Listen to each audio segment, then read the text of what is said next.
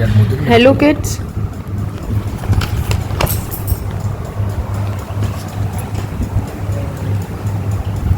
Hello kids. So yesterday I have given you the introduction of chapter 3 when I was 12. So today let's read the chapter. We all went to a Kannada municipal school. So हमारा narrator जो है R.K. Lakshman, he is saying that he went to a Kannada municipal school with all his friends. It was a most elegant school. जो Kannada municipal school है वो बहुत ही elegant है, मतलब बहुत ही बड़ा, बहुत ही सुपीरियर, बहुत ही fine. Not the kind of municipal schools we have today. आजकल के म्यूनिसिपल स्कूल्स की तरह नहीं है जहाँ पे फैसिलिटीज़ अच्छी ना हो, फैकल्टी अच्छी ना हो.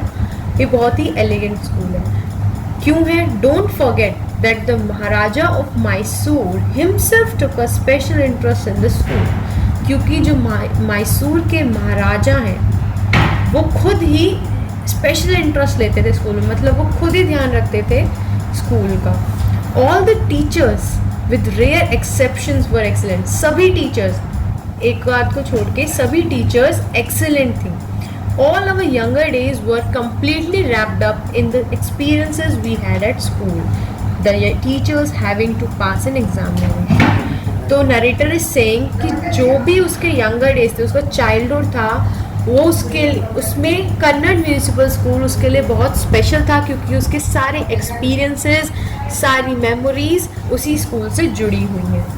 Every child dreads the presence of a teacher but I had a particularly नेस्टी one. Narrator is saying कि हर बच्चे को टीचर के प्रेजेंस से डर लगता है, आपको भी लगता होगा. बट जो इसमें नरेटर है उसकी सिचुएशन बहुत ही ज़्यादा डिफरेंट है. बीइंग एन अरिथमेटिक टीचर, वो अपने एक अरिथमेटिक टीचर की बात बता रहा है. अरिथमेटिक मीन्स जो who does a calculation, maths teacher. I don't think he had any sense of compassion और पिटी. नरेटर इज सेइंग कि जो हमारे मैथ्स टीचर थे उनके मन में कोई भी कंपैशन, कोई दया भावना, कोई फीलिंग्स नहीं थी. He was only committed to his arithmetic. वो सिर्फ अपनी मैथ्स को लेके बहुत कमिटेड होते थे. Somebody has 3 mangoes, someone has 4, together how many. किसी के पास 3 है, किसी के पास 4 है, टोटल कितने हुए? बस इन्हीं सवालों में हमेशा उलझे रहते थे. This simple thing we couldn't get the hang of, और we could have, but he was such a formidable character that we felt that even if we had got the right answer we would be beaten away anyway. तो ये बता रहा है कि narrator बता रहा है कि हम उनसे कभी बच नहीं पाए, लेकिन उनकी और बचने की कोशिश भी करते थे. तो उनकी कैरेक्टर, उनकी जो पर्सनालिटी थी, हमें उनसे उतना डर लगता था कि अगर हम अपना आंसर सही भी देते थे तब भी हमें ऐसा लगता था कि हम पिटेंगे. सो वी मम्बल, और इसी वजह से हम घबरा जाते थे. And he twisted our ears. हम घबरा जाते थे, आंसर नहीं दे पाते थे, और फिर वो हमारा कान खींचते थे एंड हम पे चिल्लाते थे. He was a target of my caricature. वो मेरे कैरिकेचर के टारगेट होते थे. कैरिकेचर होता है funny pictorial representation of a person, मतलब किसी भी पर्सन को फनी बना देना, किसी भी इनैमिनेट कर देना उसको फनी कैरेक्टर्स में. One day he had written the unusual sum on the black board. एक दिन उन्होंने बहुत ही यूजुअल सा सम लिखा ब्लैक बोर्ड पे. Ram has 3 mangoes, Krishna has 4. It was a simple सम. ये बहुत ही सिंपल सम था बट क्वाइट बियॉन्ड मी, लेकिन मेरे लिए मुश्किल था. I thought he had to ask me, so I sat hiding behind the other. Sir मुझसे पूछ ना ले, इसीलिए मैं दूसरों के पीछे छुप गया. Who like me were all short little boys. मतलब वो उसकी हाइट थोड़ी छोटी थी तो वो बड़े लॉन्गर बॉयज़ के पीछे थोड़ा छुप गया. एंड आई स्टार्टेड स्केचिंग, और उसने स्केचिंग करने शुरू किया. It looked very much like a tiger.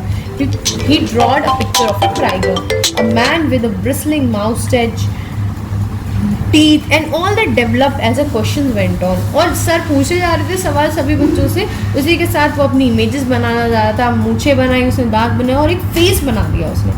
He was in the first row. Sir जो थे वो फर्स्ट रो में थे. I was in the last. I got involved in the caricature. वो अपनी पिक्चर्स में लगा रहा. Suddenly I felt a piercing pain in my, और अचानक मेरे लेफ्ट ईयर में पेन हुआ, मतलब वो पकड़ा गया. This monster was twisting my ear for having drawn him, he said. अब उसने मन में कहा कि ये मॉन्स्टर ने मेरा कान खींच लिया, मतलब उसने टीचर को मॉन्स्टर की उपाधि दी. So you have drawn me, I said. तो सर ने जब पिक्चर को देखा तो उसमें कहा कि तुमने मुझे ड्रॉ किया है. No sir, I did not draw you. But he could recognize it through all that likeness to a tiger, that it was he. Of course, I was punished. So he was saying